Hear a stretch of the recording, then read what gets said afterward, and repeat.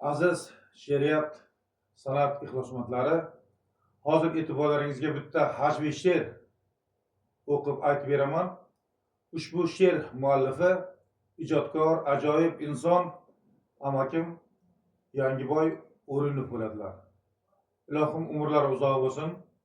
Ushbu hajviy she'r men yashadim yarim asr deb nomlangan. E'tiborlaringizga havola etaman. Men yashadim yarim asr, shishalardan quruq qasr. Har nasihat qilmay ta'sir, militsiyaga tushib asir. Do'stlar derdi meni yashga, ulfatlarim ko'lya vaska.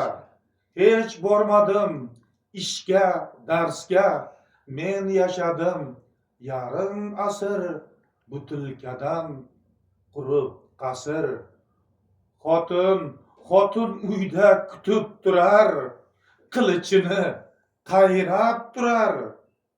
Ayamasdan yuz ko'zimga o'qlov bilan boshga urar.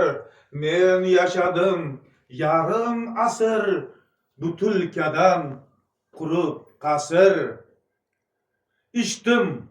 Ichdim aroq vinosini, ham konyagu pivosini.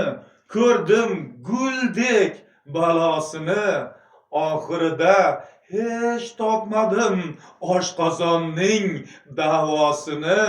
Men yashadim yarim asr, shishalardan quruq qasr. Sog' bo'linglar, omon bo'linglar. Xonadonlaringizda yaxshi kunlar bo'lsin.